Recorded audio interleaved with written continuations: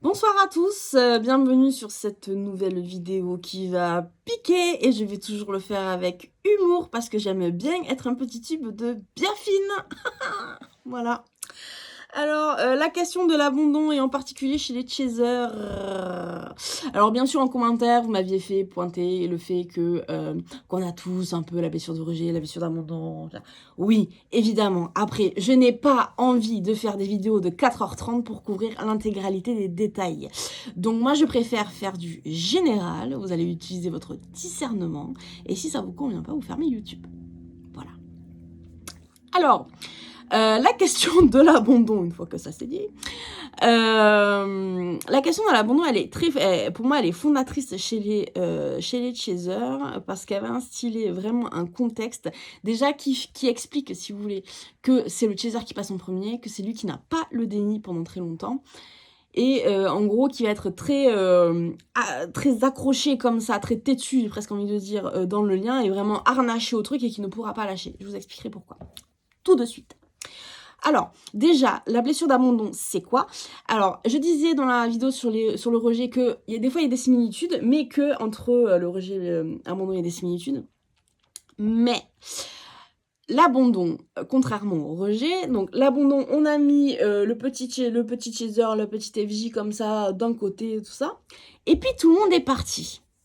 On lui a pas dit vraiment, bon un peu, hein, mais on lui a pas dit t'es qu'une merde, de toute façon on ne te croit pas, t'es capable de rien, comme on a dit au runner, on lui a juste rien dit. On l'a posé là, et tout le monde est parti. Voilà. Donc, le petit chaser là, chaser Rooney, eh ben il peut hurler, il peut pleurer, il peut rire, il y a personne qui l'entend. Il y a personne qui se pointe. Jusqu'au jour où il y a vraiment quelqu'un qui se pointe, et qui lui dit ah, mais qu'est-ce que tu fous là tout seul, toi? Bah, pourquoi t'es tout seul? Parce que c'est con, parce que t'es super sympa, t'es bien, et puis t'es intelligent, et puis t'es beau, et puis t'as plein de choses, et puis t'as plein de qualités, et puis viens avec moi, tu m'intéresses trop, en fait. Viens, prends ma main, viens, on y va. Et tout d'un coup, nous avons un mentor. Quelqu'un qui nous sauve, et du coup, on comprend tout de suite que dans la vie, quand ça pue, eh ben, il y a toujours un sauveur. Que dans la vie, quand ça pue, il n'y a qu'à attendre un sauveur.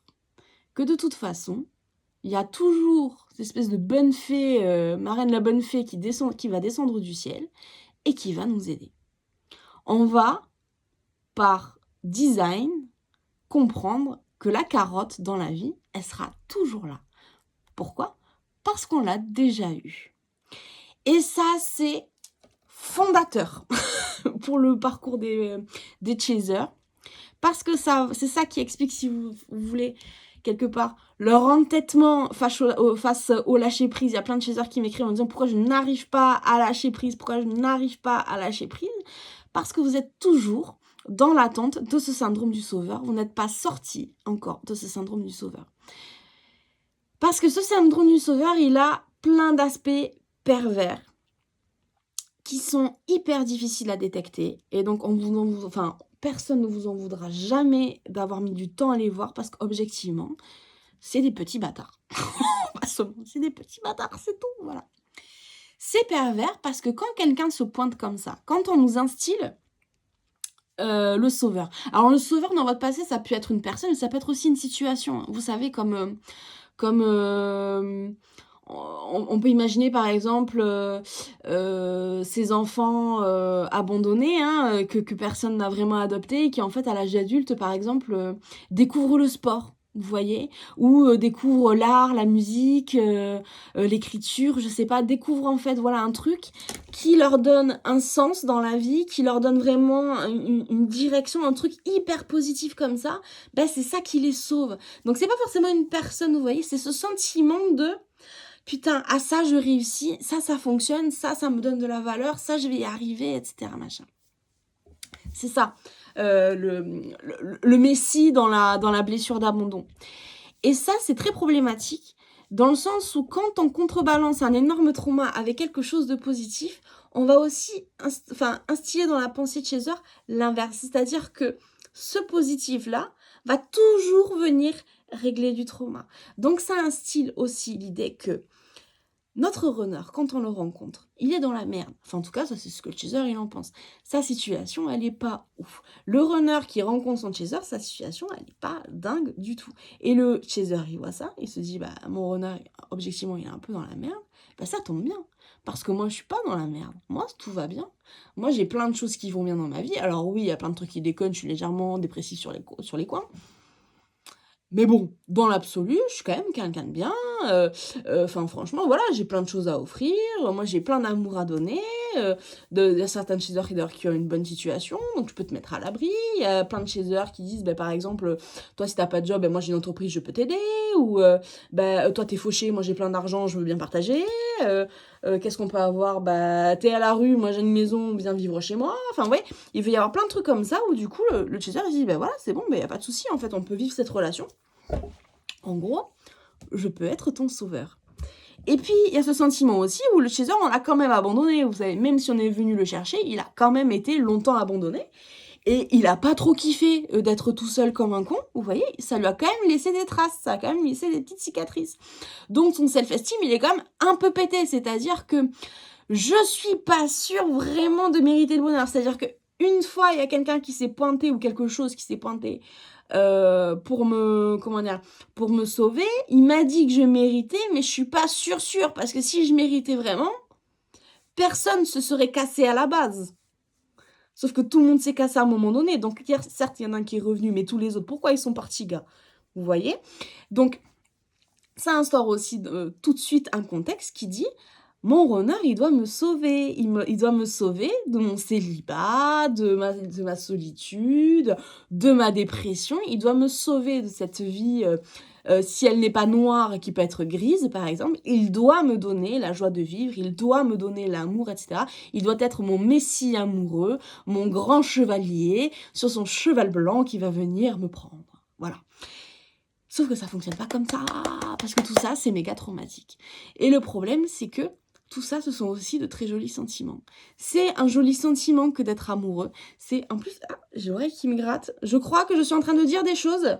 Quand j'ai des trucs en consultation, quand j'ai des trucs comme ça qui m'arrivent, en général, c'est parce que je vous sens vous, ou que je vous sens votre autre. Donc là, je pense que je suis en train de dire des choses qui sont en train de grésiller dans vos oreilles. Je pense que c'est pour ça qu'on me fait faire ça. Bref, bienvenue dans ma vie de sorcière, et puis je vais pas couper parce que je suis authentique, donc je le laisse. Voilà, je fais une vidéo complète exactement comme ça se passera en consultation. Voilà, donc je vais peut-être me gratter l'oreille comme ça, ne m'en voulez pas, en même temps c'est un petit peu de votre faute, donc... Bref, donc je sais plus ce que j'étais en train de dire. Oui, je disais que on attend de son runner que ce soit ce pieux chevalier là, tout beau, tout bon, bien musclé comme ça, la gomina dans les cheveux, tout va bien, etc. Mais ça, c'est problématique dans le sens où ça fait déjà, c'est hyper traumatique. Et ça fait abstraction d'une donnée qui est absolument fondamentale dans les relations sociales. Et ça abolit complètement la question du discernement vraiment sur le sujet, qui est le consentement. Dans les relations sociales et en particulier dans les relations amoureuses, on ne peut pas se passer du consentement. C'est fondamental. Parce que quand on débarque dans la vie du runner et qu'on lui dit « Chérie, je vais te sauver », comme ça là, ouais, comme ça, « Chérie, je vais te sauver ». Ce qu'on lui dit aussi, c'est que ta vie, en fait, comme elle est, j'estime que c'est de la merde, j'estime que je dois t'en sauver, et donc je vais débarquer avec mes gros sabots et je vais semer du chaos. Quand les chasers disent « Quand c'est qu'il va percuter, qu'on s'aime, etc. », c'est quand c'est qu'il va percuter qu'il faut qu'il mette sa vie complètement upside down, comme ça, qui renverse toute sa vie pour venir vivre cette relation de sauveur avec moi. C'est-à-dire notre amour va nous sauver mutuellement, etc. Sauf que ton runner, il n'a pas envie de foutre sa vie comme ça. Et puis il a encore moins envie qu'on le fasse à sa place.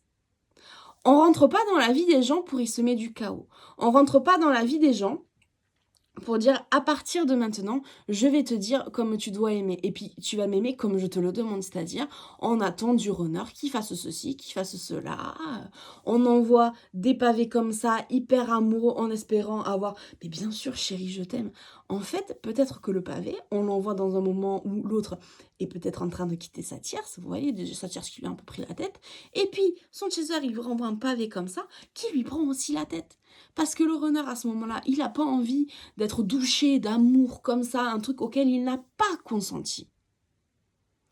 Il est peut-être attiré par vous, il vous aime à ce moment donné, il est encore hyper à fond dans le déni, il consent pour avoir une attraction avec vous, du désir avec vous, il ne consent pas à se faire plomber d'amour sur la gueule, comme il se prendrait un parpaing dans la gueule. Ok ? Et ça, c'est hyper traumatique parce que ça empêche complètement le runner de s'exprimer et de s'épanouir dans le peu d'amour et le peu de désir dont il a conscience. Il en ressent plein, il est rempli d'amour et de désir en lui et c'est complètement enfermé dans le bocal du déni. Donc nous on le voit, lui ne le voit pas, c'est vraiment enfermé dans un bocal qui est le déni. Hop, on met ça au fond du runner. Mais dans le peu de désir, le peu comment dire, d'affection dont il a conscience de ça et on le voit bien. C'est pour ça qu'il revient de temps en temps. C'est pour ça que des fois, il nous dit des petites choses voilà, qui nous font mettre les papillons, etc. Parce qu'il a quand même conscience d'un petit truc et c'est juste la partie immergée de l'iceberg. Tout le reste, c'est dans le déni.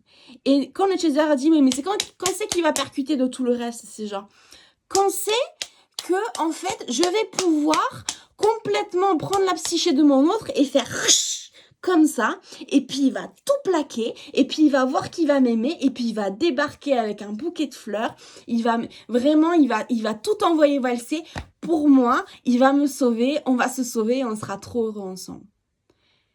En fait, votre runner, il peut consentir à des choses, mais il peut consentir à des choses raisonnables. Et là, on n'est pas du tout dans l'ordre du raisonnable. Parce que quand on a la blessure d'abandon, ce qui nous est arrivé, ça n'a rien de raisonnable. Ça n'est pas raisonnable qu'on nous a abandonnés comme des pauvres merdes. Ça n'est pas raisonnable non plus qu'on ait dû nous sauver comme ça. En fait, entre être abandonné et être sauvé avec voilà, un messie, un mentor, un guide, appelez ça comme vous voulez, etc. D'une manière générale, c'est pété. La vie, ça fonctionne pas comme ça. Dans la vie, on ne peut pas se passer du consentement. Parce que quand notre sauveur ou la situation voilà, est arrivée dans notre vie, est-ce qu'on a consenti à être sauvé aussi? Parce que, imaginez un SDF dans la rue, voilà. Ouais, il a sûrement besoin de quelque chose. C'est l'évidence même. C'est l'évidence même qu'il a des besoins, vous voyez. Après, c'est pas parce qu'il a des besoins qu'on va attendre qu'il soit endormi, hein, qu'il soit dans le déni. On ne le prend pas pendant qu'il dort, comme ça, là. On le prend là par la chemise, comme ça. On le met dans une caisse pendant qu'il dort. On l'emmène je sais pas où. Il se réveille dans un endroit qu'il connaît pas, entouré de personnes qu'il connaît pas, en train de faire il sait pas trop quoi, et on lui a rien demandé. En fait, il y a un truc qui s'appelle le respect de la condition humaine, le consentement, qui est de dire, écoute, j'ai des choses à t'offrir. Est-ce que tu veux? Est-ce que tu en as besoin? Est-ce que ça t'intéresse? Non? Bah, du coup, je te laisse tranquille. Est-ce que tu veux que je repasse plus tard? Non? Ben, je te laisse tranquille. Est-ce que tu veux que je te donne mon numéro si jamais tu as envie de m'appeler? Oui? D'accord, ben, je te le laisse. Voilà. Ça, c'est le consentement. Peu importe à quel point la personne en face vous semble avoir besoin d'aide, le fait qu'il soit dans la galère, ça n'est pas un feu vert pour rentrer dans sa vie et lui imposer, comment dire, votre façon de penser, votre idée de comment il devrait faire pour sortir de sa galère, votre idée de comment il devrait faire pour vous aimer, quand bien même c'est hyper bien intentionné. Mais c'est pas parce que c'est bien intentionné que ça n'est pas traumatique. Comme je vous disais, il y a cette blessure d'abandon qui abolit complètement le discernement. Et il faut bien comprendre que dans la vie, ça fonctionne pas comme Tarzan. Toi, Tarzan, moi, Jane, ça ne fonctionne que dans les films. Ok? Ça ne fait rêver que dans les films. Dans la vraie vie, vous les premiers, vous aimeriez qu'on soit dans le consentement avec vous. Ok? Dans un moment où vous n'êtes pas ouf, vous voyez. Vous n'êtes pas... Ou imaginez par exemple, juste, je vais prendre un contexte complètement hors FJ, comme ça vous allez bien comprendre la portée de ce que je suis en train d'expliquer. Vous draguez sur Tinder. Voilà, vous avez vu ce gars, il est pas mal, voilà, il vous plaît, hein, vous avez du désir, il est intéressant, il est curieux, il vous fait un peu rire. OK. Vous dites: «Bah, tiens, j'habite à, je sais pas, Maison-Alfort, tel endroit, vers tel endroit». Est-ce que ça serait OK que le mec, dès le lendemain matin, il se pointe à Maison-Alfort et il vous dise, ouh là, il vous dise, fatiguée, moi. Il vous dit: «Regarde chérie, on a parlé 2 fois sur Tinder, on a peut-être pris une bière ensemble, mais regarde, je t'ai amené des fleurs, des chocolats, le groupe de mariachi, je t'ai ramené un contrat pour signer un crédit immobilier parce que je pense que franchement, on serait super bien dans une maison avec 4 chambres, alors que là, t'es dans un studio. Est-ce que t'as pas envie, chérie? Franchement, c'est super.» Vous vous diriez, gars, c'est un no-go complet. C'est quoi ce putain de psychopathe? Donc sur le papier, tout ce qu'il propose, le gars, très bien, on en veut tous de ça. Mais on veut tous de ça au bon moment, quand on a consenti pour ça, quand c'est réciproque. C'est pas, voilà, là dans cet exemple, au début vous l'aimez bien le gars, mais c'est pas parce que vous l'aimez bien que vous avez consenti à tout ça. Et ben le chaser avec le runner, et ben c'est pareil. Voilà, c'est aussi simple que ça. C'est pareil. Votre runner ne consent pas à cette montagne d'amour que vous ressentez. Alors c'est horrible hein, de la garder enfermée à l'intérieur comme ça. Il n'y a aucun jugement de ce que je suis en train de dire parce que moi la première j'ai fait tout ça. Ce que je suis en train de vous dire, c'est pas que j'ai une vérité machin. Je vous donne les conseils que j'aurais aimé qu'on me donne pour pas faire ces conneries là. Faites ce que je dis, ne faites pas ce que je fais. Vous voyez ce que je veux dire? Parce que après on se fait bien taper les doigts quand même. Voilà. Je vous dis tout ça pour qu'on arrête de se faire taper les doigts. Vous et moi. Voilà. Vous et moi, ok. Il faut absolument, comment dire, retrouver le consentement de l'amour, c'est-à-dire avoir une attitude qui est raisonnable. Alors oui, on a des sentiments qui nous poussent à faire tout ça, vraiment, il y a cette attraction comme ça qui nous tire vers cet amour, etc. Après, si nous-mêmes n'adoptons pas une attitude raisonnable dans notre tête, c'est-à-dire, si nous on se dit, en fait, avec mon renard, il s'est pas passé grand-chose, c'est pas parce que je vais le doucher d'amour, lui dire, écoute, regarde à quel point je suis quelqu'un de bien pour toi, regarde à quel point tu me mérites, puis moi aussi je te mérite parce que t'es super, en plus voilà, toi tu te considères comme une pauvre merde, mais moi je te dis que tu n'es pas une pauvre merde, moi je te dis que je te mérite, donc tu vas venir. C'est un mix hyper pervers de sentiments hyper bienveillants, de postulats hyper bienveillants, dans un timing qui est complètement dysfonctionnel. Votre runner en fin de parcours, quand vous allez lui dire, en fait, tu es quelqu'un en or, je sais que tu crois pas en toi, mais en fait, il faut que tu y arrives parce que tu es vraiment comme ça, il va vous croire. En début de parcours, il va se sentir complètement braqué, comme le rencard Tinder qui vient vous braquer en bas de chez vous avec le groupe de mariachi, là, vous devez faire des déclarations d'amour, et ça sera donc un no-go. Donc toutes ces fois où votre runner, il a balbutié un peu dans votre vie, il est revenu comme ça, il a tenté 2-3 trucs, reprise de contact, etc. Et puis vous n'avez pas trop compris pourquoi, très vite, genre, des fois c'est même en quelques textos, un appel, et puis après, voilà, l'autre boudin, mais vraiment, et puis alors des litres et des litres, hein, puis des fois c'est des mois, voire des années, et vous avez juste pas compris pourquoi. C'est tout simplement parce qu'il a tenté quelque chose, et vous n'avez pas été dans le consentement de ça. Vous n'avez pas été dans son timing. Comment dire, votre attente, votre espérance était complètement disproportionnée par rapport à ce que lui pouvait vous fournir à ce moment-là. Tout simplement parce que vous vous êtes pas posé lui dire en fait, à quoi est-ce que tu consens? Et en gros, vous vous êtes pas mesuré mutuellement. Voilà. Alors, ce que je suis en train de vous dire, c'est extrêmement difficile à faire.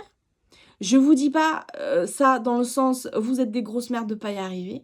Je vous dis juste voilà pourquoi ça marche pas. Après, le design du parcours veut aussi que ça ne fonctionne pas à ce moment-là. Donc faut pas se culpabiliser de dire oui mais moi j'arriverai jamais à faire ça parce que je l'aime tellement fort. Non, oulala, décontracte, on reste cool, voilà. C'est le design du parcours. Moi aussi, j'ai douché d'amour ma runneuse. Je lui ai envoyé des déclarations d'amour, machin. Et je comprenais pas pourquoi, aux déclarations d'amour que j'envoyais, je recevais des en gros, ta gueule. J'étais genre, mais putain, mais comment on peut avoir le cœur si sec comme ça? Comment on peut être si froid? Enfin voilà.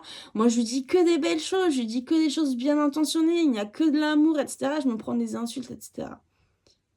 Mais elle a pas demandé à recevoir tout ça, en fait. Parce que on ne sait pas en vrai ce qui se passe dans la vie du runner. Vous, les premiers, vous me dites, je comprends pas ce qui se passe dans la vie, il me dit rien, il me raconte rien, etc. Justement, vous ne savez pas. Donc, tant qu'il vous donne pas un consentement hyper clair, qui est de dire, oui, je veux faire ça avec toi, hop, à partir de maintenant, honnêtement, abstenez-vous. Et puis, je vais vous raconter un truc. Quand j'ai compris un petit peu la question, quand j'ai commencé vraiment à comprendre la question du consentement et que je me suis dit, en fait, maintenant, non seulement je vais laisser venir ma runneuse à moi, mais je vais faire en sorte que ça soit extra clair, que tout ce qui se passe, c'est à sa demande. Et un jour, je me suis retrouvée, alors nous, on ne relationne pas du tout avec ma runneuse, c'est platonique, complet. Mais un jour, je me suis retrouvée dans son lit et je ne lui ai pas touché un cheveu. Je mourrais, en fait, je mourrais de désir, je mourrais d'amour, juste la prendre dans mes bras. Mais j'avais tellement envie de la prendre dans mes bras. Puis rien que d'y penser, j'ai envie de pleurer, ouais, parce que je l'aime, ma runneuse, ouais. Mais je tenais bon, j'ai fait non, Emma, parce qu'elle ne t'a pas dit que tu pouvais, elle ne t'a pas dit que tu pouvais, donc tu dois tenir bon, tu dois tenir bon, tu dois tenir bon. Et elle dormait à côté de moi, sublime. Et je tenais bon, je ne la touche pas, je ne la touche pas, je ne la touche pas. Même pas un câlin, même pas un bisou sur l'épaule, rien, je ne la touche pas. Parce qu'elle n'a pas consenti à ça. Et j'en dormais pas, si bien qu'avec la fatigue, à 3h du matin, j'étais à deux doigts du fou rire. Et je me dis, en fait, là, tout de suite, pour dormir, je pense qu'il faut que j'aille me coucher, soit dans le canapé, je sais pas, sur le tapis de la salle de bain, genre, je suis prêt, j'envisage la baignoire, mais alors sans rien dedans, à même la céramique et tout, pour essayer de dormir. Enfin, j'étais vraiment, genre, je n'arriverais pas à dormir dans cette situation, le cul entre deux chaises, à me dire, en fait, je suis à côté juste de l'amour de ma vie, juste j'ai envie de faire des bisous et tout machin, que ça, mais genre, c'était un bras de fer entre moi et moi-même, et je me suis dit, mais tant qu'elle me donne pas ce consentement, si je fais quoi que ce soit, et qu'elle n'a pas donné le consentement, je vais me le payer proportionnellement après. Mais ça sera proportionnel. Et les gars, j'ai tenu bon. Et le lendemain matin, elle s'est réveillée.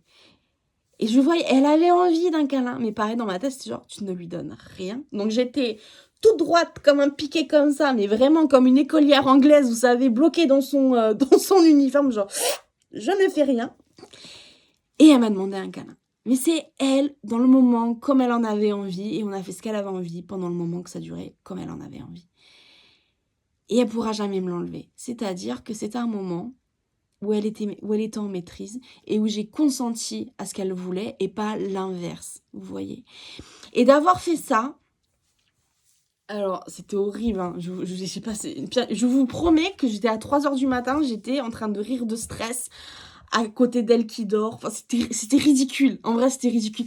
Mais je suis tellement fière d'avoir respecté le consentement comme ça, parce que vraiment, là j'ai compris que déjà, le jour en fait, où ma runneuse, elle aurait envie, elle pourrait me demander. Et aussi, lui faire comprendre que c'est pas parce que je fais rien que je suis pas... Enfin, voilà, qu'il se passe rien, quoi, et que je suis toute rigide et tout, machin, que je suis pas réceptive. C'est juste que c'est la question du consentement qui est posée. D'accord ? Et aussi, au-delà du consentement, dans ce petit moment, voilà, je vous raconte un peu ma life, hein, mais dans ce petit moment, il y avait un truc crucial qui était en train de se jouer aussi, c'était de libérer l'espace émotionnel. C'est-à-dire que dans ce moment-là, dans ce matin tout calme où il se passe rien, elle avait la place de me demander quelque chose.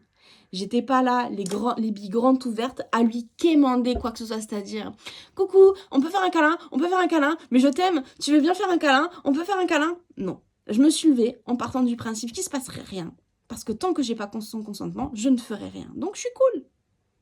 Bon, un peu frustrée, on va pas se mentir, mais je suis cool. Et il n'y a pas d'attente, il n'y a pas d'enjeu, il n'y a pas de demande. S'il n'y a pas de demande, il n'y a pas de frustration. Vous voyez ? Parce que le résultat n'est pas là, vous voyez ? C'est hyper important. Et en fait, ce qu'elle m'a donné, elle me l'a donné, ce câlin qu'elle m'a fait d'elle-même, qu'elle a choisi de me faire d'elle-même, parce qu'elle en avait envie.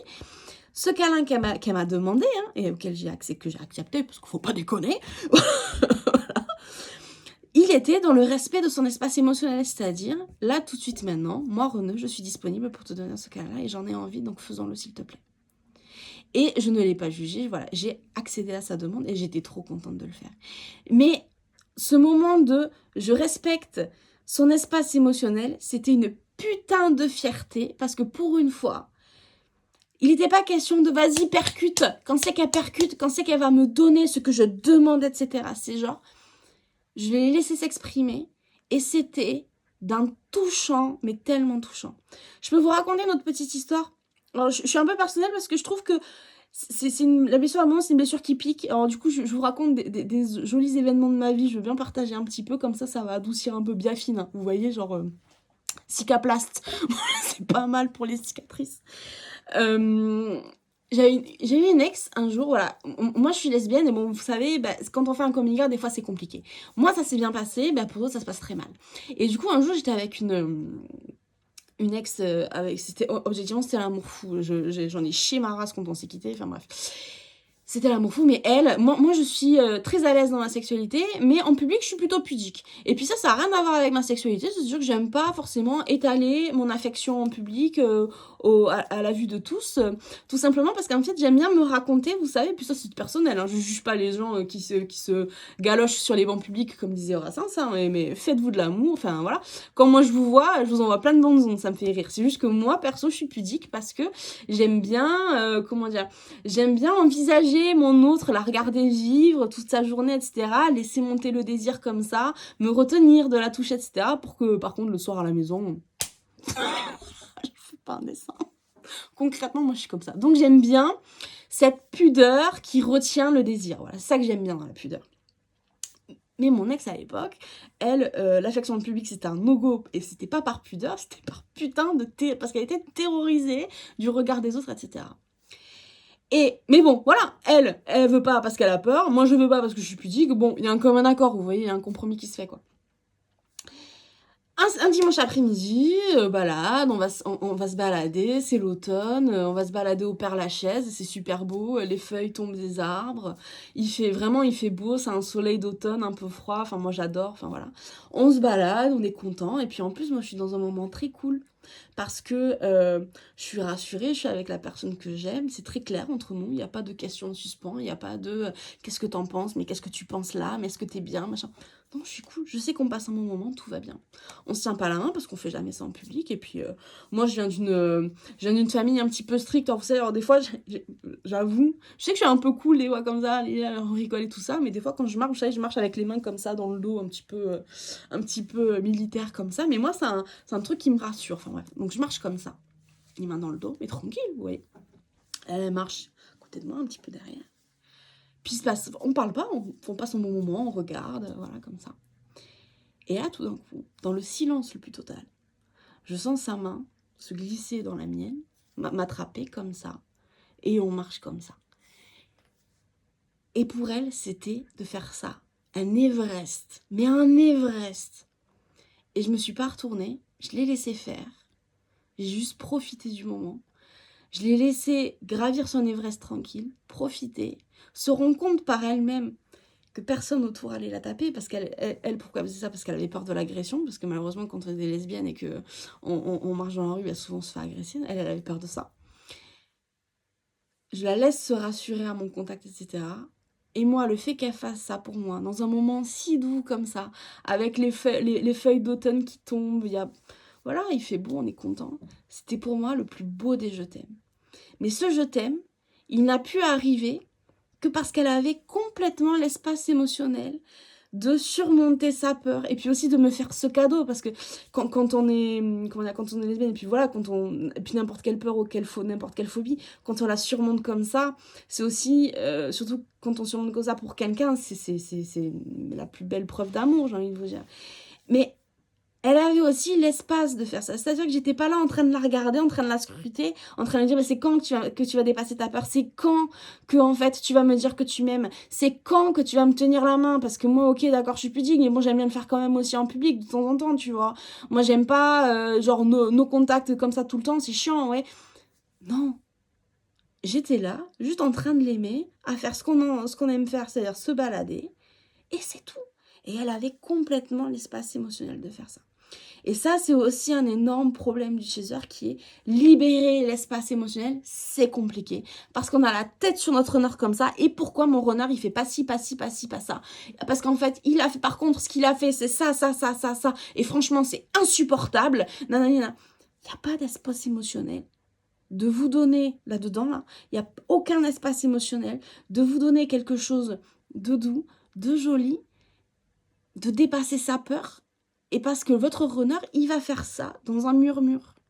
Si vous êtes en train de crier, que vous soyez en train de crier de l'amour ou des reproches, c'est pareil. Votre runner, dans ce moment-là, il a besoin de silence. Parce que son amour qui sort du déni, ça sera toujours un murmure. Et pour entendre un murmure, pour qu'il puisse se propager comme ça, il faut du silence. Donc, se libérer, comprendre vraiment les tenants aboutissants de la blessure d'abandon, c'est aussi créer ce silence. D'accord ? Un autre aspect de la blessure d'abandon, le fameux contrôle. Voilà, il y a tout le monde qui dit, tous les chasers qui disent, mais il faut que j'apprenne à lâcher prise parce que nous, on a un problème de contrôle. Mais le nombre de messages que je reçois, je n'arrive pas à lâcher prise. Vous n'arrivez pas à lâcher prise parce que la blessure d'abandon, elle donne l'idée aussi qu'il faut tenir bon, il faut être fort, il faut tenir bon jusqu'à ce que le Messie arrive, jusqu'à ce que le Sauveur arrive, etc. Et pour tenir bon, pour être fort, pour mériter le Sauveur, vous voyez, on va tout tenir comme ça, il faut imaginer des fils comme ça, genre je tiens tout, et où ça tire, là je sens qu'on me prend mes bras comme ça, mais non, moi je les garde, je tiens, j'ai plein de muscles, je tiens, je contrôle. Et pourquoi on n'arrive pas à faire tout simplement parce que quand on tient fort comme ça, le sauveur qui arrive, etc., c'est le sauveur qui vient mettre un terme à la bataille. C'est-à-dire que quand on est tout seul, abandonné comme ça, on considère la vie comme une bataille. Parce qu'on est tout seul et que normalement, on est des êtres sociables. Tous les primates vivent en communauté. C'est pas naturel pour nous d'être tout seuls. Hein. On n'est pas des grands fauves tout seuls qui traversent la savane. Nous, on est des primates, on vit en communauté. C'est profondément traumatique d'être comme ça. Et du coup, on va très vite comprendre que la vie, c'est une bataille. Sauf que c'est pas vrai. D'accord ? Comment dire ? On n'est pas des guerriers valeureux qui endurent qui endure la solitude, qui endure la bataille, l'adversité de la vie, etc. Moi c'est bon, j'en ai vu des vertes et des pas mûres, tu peux me mettre ce que tu veux dans la gueule, moi je réussis tout, j'ai pas peur, là. Le yang. Alors, pourtant je parle pas de polarité, mais alors là c'est le yang à fond les ballons, vous voyez. Être capable, c'est différent de la performance. C'est-à-dire que quand on est dans la bataille comme ça, on va chercher une performance. La performance de l'être, la performance de la capacité. C'est-à-dire que quoi qu'il m'arrive dans la gueule, moi je suis un battant. En plus, les chasers qui sont souvent seuls, on va très vite dire ouais, les chasers c'est des célibatants. Mais c'est du foutage de gueule. Mais en fait, on bataille contre rien du tout. En fait, que vous bataillez ou qu'en fait vous vous laissez vivre, votre sauveur, il va arriver ou pas. Ça ne changera rien du tout. Le sauveur qui s'est pointé dans votre vie, il ne s'est pas pointé dans votre vie parce que vous teniez, que vous étiez méritant comme ça. Parce que ça donne aussi l'idée que quand le sauveur arrive et qu'il dit en fait, voilà, ben, tu mérites quand même qu'on te donne cette attention qu'on t'a pas donnée, c'est pas normal quand t'es mis tout seul dans un coin comme un con comme ça. Tu mérites pourtant ce que je vais te donner, etc. Ça instaure l'idée de qu'il faut batailler, qu'il faut mériter, etc. C'est-à-dire, il faut que je sois le meilleur, il faut que je sois compétent, il faut que je sois ceci, il faut que je sois cela. Parce que si je fais tout bien, ben je mériterai et on viendra me sauver à nouveau. Et c'est exactement ça qui se passe dans le parcours Flamme Jumelle, surtout si vous êtes au courant vraiment de tous les tenants aboutissants du parcours. C'est-à-dire que vous avez bien regardé toutes les vidéos YouTube, vous avez bien compris toutes les étapes. Voilà, c'est bon. Là, j'ai fait ça. J'ai fait la décompensation. Là, j'ai fait... Mais pourtant, je suis en complétude. Pourquoi j'arrive pas à lâcher prise, etc. Parce que la vie, c'est pas une bataille. C'est pas parce que tu vas fracasser toutes les étapes les unes après les autres que ton renard, il va arriver. Ton renard, il va arriver parce que il aura l'espace émotionnel de revenir. Tant que tu tiens tout comme ça, il n'y a pas d'espace. Tu es toujours en train de crier. Tu es toujours en train de crier. Méritez-moi, je mérite quand même. Bien sûr que tu mérites qu'on t'aime. Ah, petit lapsus, je mérite quand même. Je me touche. Ah, bref. Bien sûr que tu mérites qu'on t'aime parce que tout le monde sur Terre mérite qu'on l'aime, ok ? On mérite tous de l'amour, mais ça n'est pas une bataille. On mérite tous de l'attention, mais ça n'est pas une bataille. On mérite tous qu'on nous regarde à un moment donné. On mérite tous d'avoir des compliments, mais tout ça, ça n'est pas une bataille. Ça, c'est juste la vie, c'est normal. Être capable de vivre heureux, c'est pas être dans une performance du contrôle. D'accord? Faut lâcher comme ça. En fait, si vous voulez, en vous battant, en vous disant, voilà, je vais me battre à faire toutes les étapes du parcours, etc. Je vais être déterminée, je garde mon focus, nanana, c'est trop. En fait, vous devez juste faire ce que vous avez à faire. Vous n'avez pas à en faire une performance. Vous n'avez pas à en faire un symbole. Vous savez, ces gens qui disent par exemple, t'es quoi dans la vie? Je suis chaser. Je fais, non, en fait, toi dans la vie, t'es Monique, t'aimes le point de croix ou les mots croisés. Oui, j'ai que des passe-temps de grand-mère dans la tête parce que je suis un peu une grand-mère quand même. Beaucoup trop jeune. Je suis dans le turfu. Ok, voilà. Moi, mes passe-temps, c'est le tricot, le point de croix, tout ça. Je suis dans le turfu. Voilà, bref. Aparté. Mais vous êtes pas, vous définissez pas dans votre vie, vous n'êtes pas flamme jumelle, vous n'êtes pas chaser, vous n'êtes pas yin ou féminin sacré ou masculin sacré machin. Vous êtes Monique qui a des passe-temps, qui vit la vie, qui va faire ses courses, qui passe des dimanches en famille, part en vacances l'été, enfin voilà. C'est ça qui vous êtes en fait. C'est ça la vie, vous voyez. Vous n'avez pas à considérer la vie comme une bataille avec votre parcours FJ. Votre parcours FJ, que vous vous foutiez tête bêche dedans comme ça, le vivre comme vraiment une épreuve, une bataille, etc., il avancera pas plus vite, il avancera, j'ai même envie de vous dire, moins vite que si vous vous laissez vivre. C'est-à-dire, quand vous êtes là, genre, oui, mais je veux pas faire ça parce que moi, en gros, j'ai décidé que j'étais dans la complétude, je veux être dans la complétude, du coup, dans la complétude, on m'a appris qu'il fallait pas faire ceci avec mon runner, faire cela avec mon runner, etc. Mais si tu as envie de le faire, tu le fais. Parce que si tu as envie de le faire, c'est parce que parce que le parcours te demande de le faire, parce que c'est ce qu'il faut que tu fasses. Tu n'as pas à aller chercher plus loin que ça. Et oui, des fois, ça crée des problèmes. Oui, des fois, ton renard, il va mal le prendre. Ou, oui, là, tu es en train de discuter avec lui, tu as vraiment envie qu'il reste. Mais en fait, tu peux pas forcer quelqu'un à rester s'il ne consent pas à rester. Il faut qu'il consente à rester. Si la situation, elle est foirée d'office, tu peux lui dire tout ce que tu veux, tu peux lui jouer de la flûte pendant des heures. Tu auras un truc tout tiède. Il n'y a jamais rien de positif ou de super romantique ou de génial qui va se pointer dans un moment où tu tires les trucs comme ça en disant non, je lâcherai pas, je ferai pas ça. J'ai envie, je meurs d'envie de faire ça, mais je ferai pas ça parce que le parcours il dit qu'il faut pas faire ça. Si tu as envie, tu le fais. Parce que ce qu'il faut faire pour sortir de la blessure d'abandon et trouver du lâcher-prise, c'est juste faire ce qu'on a à faire. Dans ce parcours où on ressent tout, on est hyper connecté en 5D, etc., tous les sentiments qu'on a, ce sont des épreuves, ce sont des choses à nettoyer, ce sont des choses à régler. Si tu as un sentiment négatif qui monte, c'est-à-dire tu as envie de dire un truc, franchement, tu as envie d'engueuler ton runner, tu as envie de faire sortir des choses, fais-le. Tu as envie de lui faire une déclaration d'amour, fais-le. Je te dis pas que en fait la résultante sera hyper positive et ce que tu attends. Ça sera pas le cas, mais tu auras fait un truc inestimable au passage, tu auras nettoyé du karma, tu auras épuré quelque chose de négatif, tu auras percé un abcès, sans parler de trucs spirituels, tu auras juste simplement percé un abcès.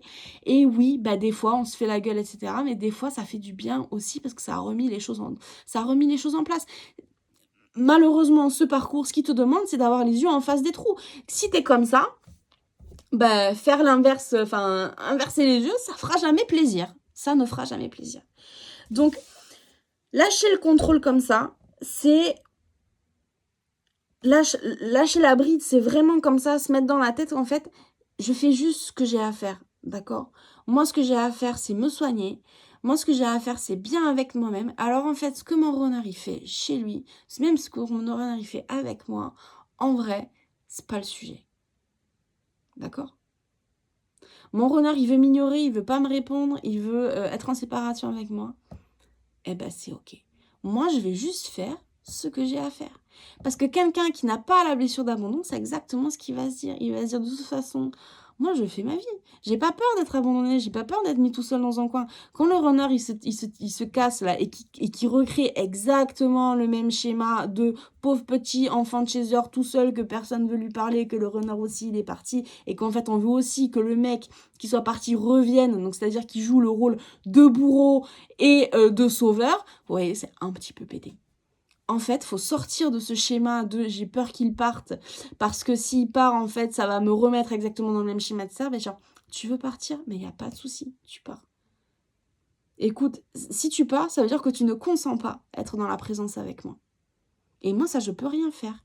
Parce que tant qu'on n'est pas dans une conversation de consentement, excusez-moi, je reviens au départ, mais c'est tellement fondamental, on revient tellement à ça. Tant que votre runner, il n'est pas dans le consentement de la présence avec vous, d'une relation avec vous, juste de la communication avec vous, qui ne vous répondent pas, c'est pas qu'il vous déteste, c'est pas qu'il veut vous faire du mal, qu'il veut vous nuire, qu'il essaie de vous donner une leçon, machin.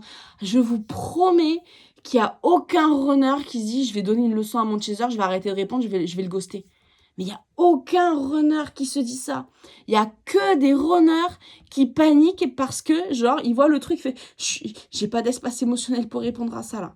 Là, c'est pas possible. Si je suis pas dans le bon timing, c'est pas possible. Donc en fait, si je réponds, ça va être horrible. Ça, on va pas s'entendre parce qu'en fait, je consens pas à l'amour maintenant parce que je suis en train de gérer d'autres problèmes. Et malheureusement, bah, j'ai envie, hein, mais là, je peux pas.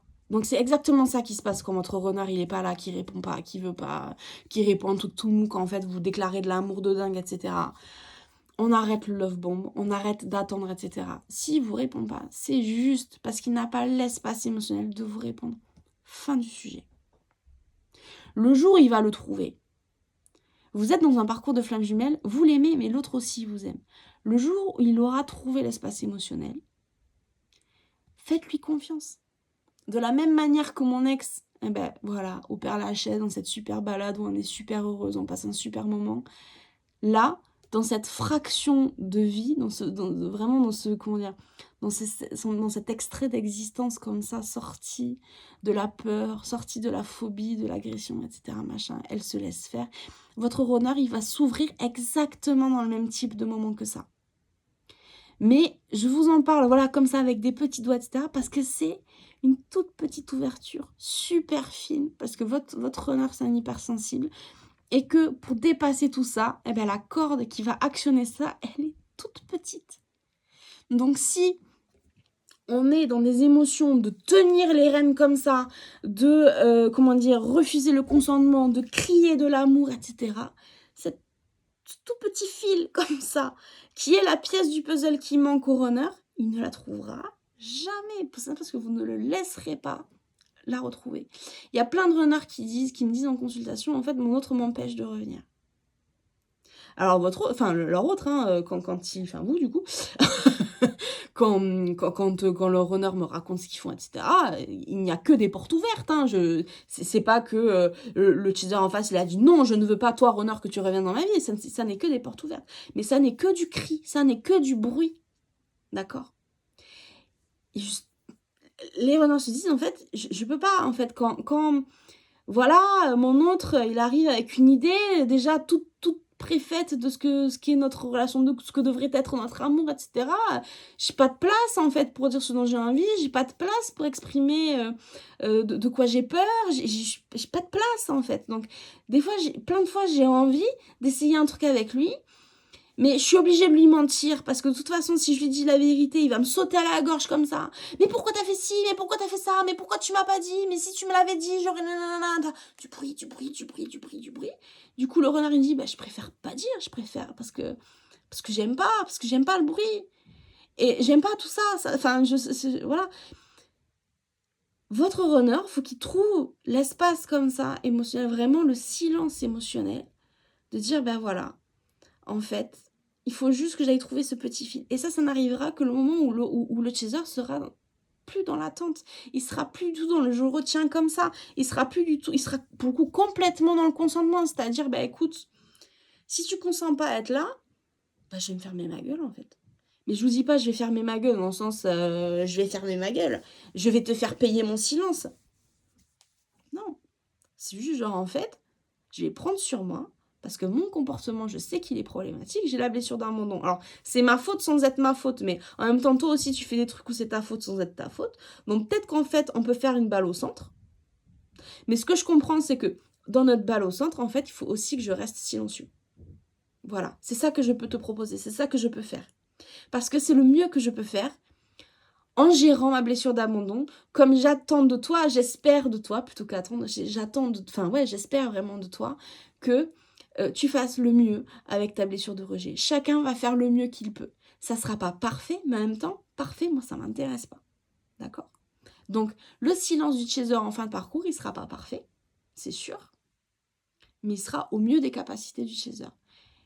Pour que le runner soit aussi énergétiquement, il y a un truc qui se passe à un moment-là, pour que le runner aussi soit au mieux de ses capacités, en parallèle de sa blessure de rejet. D'accord? Donc, en résumé, parce que je pense que déjà, on a couvert pas mal de trucs. Je pense que j'ai encore plein de choses à dire, mais là, je commence à plus avoir de salive, donc là, voilà. On arrête d'essayer d'influer la vie de son runner. On arrête d'espérer qu'il percute. On veut pas rentrer dans la vie de notre runner comme le rencard Tinder qui fait un braquage chez vous à 6h du matin, enfin une rafle comme les flics, voilà. Non. On veut un moment de douceur. On veut un amour qui puisse s'exprimer. On veut un amour qui puisse fleurir. Pour ça, il faut du consentement. D'accord? Donc, on arrête, toi, petite chaser, on arrête de faire des harakiri. C'est-à-dire, mon runner, il n'a pas accepté l'amour que je lui donne. Ce connard, du coup, harakiri. On arrête. D'accord? J'accepte que de ne pas avoir le pouvoir de modifier la vie de mon runner. Et je ne veux pas avoir le pouvoir de modifier la vie de mon runner. Je veux que mon runner, il me fasse une place dans sa vie. Je veux qu'un jour, il vienne me voir, il me dise en fait, je veux vivre une relation avec toi. Et pour ça, je t'ai fait une petite place dans ma vie. Voilà ce que je peux te proposer. Est-ce que tu consens à vivre cette relation comme ça avec moi? C'est ça que vous voulez, d'accord? Et là, on pourra parler des gondoles à Venise. Et là, on pourra parler des bouquets de fleurs et de ce genre de choses comme ça. Mais tant que votre runner, il dit pas, je t'ai fait la place, j'ai mis ma vie en ordre et je t'ai fait une place toute chaude, j'ai mis des beaux draps, j'ai mis le chauffage, il fait chaud, j'ai fait un petit feu de bois, voilà. C'est ça que vous voulez. Vous voulez pas rentrer chez lui comme les flics. Il n'y a aucune relation positive, super nourrissante, heureuse, qui se poursuivra vraiment, qui sera dans la construction, si vous débarquez dans son cœur comme débarquent les flics. Ok? Donc on lâche comme ça. On arrête d'essayer de générer du chaos dans la vie de son runner, c'est-à-dire vraiment de le renverser pour qu'il percute. Ça, on arrête. On lui laisse l'espace émotionnel. Quand on comprend pas ce qu'il fait, et que voilà, bien sûr, ça crée des sentiments négatifs en nous, donc je dis pas qu'on est en train de kiffer, mais quand on comprend pas ce qu'il fait, on lui donne aussi le bénéfice du doute. D'accord? Tout ça, c'est relié à la blessure d'abandon dans le sens où il faut aller au-delà de ce réflexe de c'est la S, du coup faut attendre le sauveur. C'est la S, donc je tiens. C'est la S, donc si je suis déterminée comme ça, si je tiens, si je suis excellent, si je suis irréprochable, ça va le faire, etc. Machin. Tout ça, ce sont des questions que si vous n'avez pas été abandonné, vous les poseriez même pas. Mais ça serait même pas une conversation qu'on serait en train d'avoir, quoi. Donc, tout ça, on arrête. Votre runner, il n'est pas en train de vous abandonner. Vous n'êtes pas abandonné par la vie. Vous avez signé un contrat de tripartite. La source, elle s'occupe de vos petites fesses. Elle va vous mettre bien comme il faut. Au moment où ça sera bon, vous avez le droit d'être en confiance. D'accord? Vous êtes des êtres capables. D'accord? Quand vous dites « je mérite qu'on m'aime », etc., vous avez raison. Mais vous inquiétez pas, la personne qui est faite pour vous, votre runner ou pas, la personne qui est faite pour vous, qui vous rend heureuse, elle le verra. Mais elle va pas débarquer dans votre vie comme un sauveur qui va vous apprendre la life en disant hey, t'es dans la S chérie, je t'en sors, etc. Et du coup, ton bonheur, ça sera à travers moi, uniquement à travers moi. Il y a ça aussi dont j'ai pas parlé. Hein. C'est l'autre n'est pas le vecteur de votre bonheur. Hein. L'autre n'est pas la personne voilà, qui va vous sauver de la misère affective. Et du coup, s'il s'en va, ça sera le drame. Non, c'est genre: «Eh, en fait, tu sais, tu mérites que je t'aime aussi parce que toi, tu me fais en fait, tu kiffes ta vie toute seule, t'es bien avec toi-même, c'est cool, en fait, c'est des bonnes vibes, c'est ça qui me plaît et ça, avec ça, on peut faire du positif avec ça, on peut construire une vie qui est jolie, lumineuse et solaire. C'est ça dont vous avez envie, non?» Donc on comme ça, on essaie de voir au-delà de la blessure d'abandon en se disant: si on m'avait pas abandonné comme ça, je vais essayer de retrouver le caractère, en fait, de ma personne. Quelle aurait été ma personnalité si on m'avait pas abandonné comme ça? Parce que les chasers aussi se targuent en disant: «Ouais, il m'est arrivé plein de drames dans la vie, j'ai appris plein de trucs, ça a façonné ma personnalité et cetera». Bah et en plus, et ça, c'est genre, ils disent ça avec beaucoup de dignité, hein, genre: «Et du coup, je mérite, hein, d'accord, j'en ai chié dans la vie». J'ai envie de vous dire, bah, tu as chié tout seul et tu mérites tout seul. Enfin, là, tu es en train de décerner un prix et il y avait pas de concours, en fait, tu vois? Donc c'est on sort de la bataille. Donc essaie de réfléchir à quelle aurait été ta personnalité avant toute ta merde et le vrai prix dont tu pourras faire: «Je suis trop fort et je suis trop bien et je suis trop cool», c'est justement quand tu auras retrouvé ta personnalité de nature, celle avec laquelle tu es né, celle qui est en phase, qui est alignée avec toi-même. Et c'est quand tu vas toucher vraiment ce caractère-là, qui est complètement délesté de tout ce que tu as appris, du coup, tout ce que tu as mal appris à cause de ton trauma, que tout va se mettre en place, que tu vas pouvoir lâcher prise, que toi, on arrive à se dire: «Eh, mon chaser, il est en train de kiffer la vie, là, il est en train de rayonner un truc, franchement, c'est chaud, ça me plaît, ça libère de l'espace émotionnel, je suis tentée, les gars, là, je suis tentée, là». C'est ça que vous voulez, OK? Donc on réfléchit à dépasser comme ça, à vraiment on fait un petit saut au-dessus de la blessure d'abandon, on lâche tout ça, tous ces trucs qu'on a appris dans toutes les galères de la vie et cetera. OK, super, tu l'as fait, bravo, félicitations. Moi aussi, j'ai eu des galères de merde et cetera. Après, j'en tire aucun honneur, j'en tire aucune unité. J'ai juste fait ce que j'avais à faire, c'est tout. Ben, je l'ai fait, fin du sujet. Par contre, ce dont je suis trop fière, trop contente et ce qui m'apporte trop de joie, c'est que j'ai retrouvé justement cette personnalité d'avant, la personnalité de la petite fille que j'étais, qui n'avait pas vécu tous ces traumas et qui comment dire, voyait la beauté de la vie sans dire que les gens c'est tous des chiens qu'on ne peut pas leur faire confiance, sans dire que de toute façon on va se faire se casquer la gueule, il va nous arriver que des merdes et du coup faut être fort, machin, machin, machin. Moi, je suis trop fière de revenir en arrière et de me dire, en fait, j'ai pas envie d'être fort. C'est pas une conversation que j'ai envie d'avoir. J'ai pas envie d'être dure avec moi-même. J'ai pas envie de me contrôler pour me dire que je peux tenir et tout ça, machin. Si j'ai envie de lâcher, ben je vais lâcher, mon gars. Parce qu'en fait, que tu tiennes, que tu sois dans le contrôle comme ça, ou que tu lâches, tu vas crever à la même date. Et même, j'ai envie de te dire, si tu contrôles comme ça, tu risques de crever un petit peu avant parce que tu te seras fatigué au passage. Ok? Donc maintenant, on essaie de revenir à sa nature profonde. On essaie d'être dans le consentement, de libérer de l'espace émotionnel, de se calmer. On arrête de crier l'amour. Maintenant, on peut essayer de murmurer un peu peut-être vraiment quand on a envie, mais on attend aussi que l'autre soit dans la conversation. Voilà. Blessure difficile, j'espère que j'ai été douce et bien grasse comme une petite crème de biafine. Voilà. Et du coup, je vous envoie plein d'amour parce que du coup, ça fait quand même beaucoup de bien, quand on soigne ça. Donc j'espère que ça vous aura aidé un petit peu. Et sur ce, si vous me regardez ce soir, je vous souhaite une bonne nuit et si vous me regardez demain, un bon matin. Bisous, bisous.